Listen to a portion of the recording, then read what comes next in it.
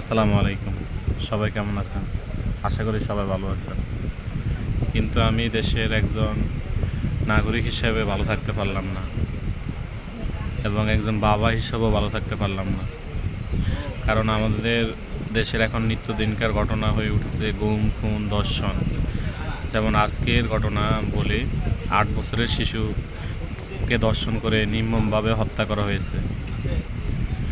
সরকারের কাছে আমাদের আকুল আবেদন, এসব হত্যাকারীদেরকে জনসম্মুখে শাস্তি প্রদান করুন।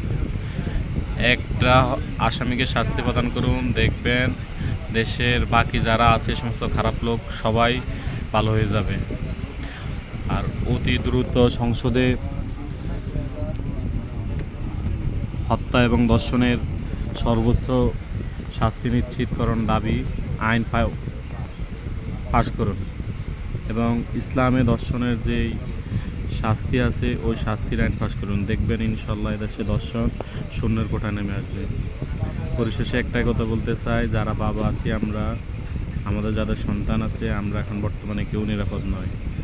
সবাই নিজের সন্তানের প্রতি আরও বেশি যত্নশীল হন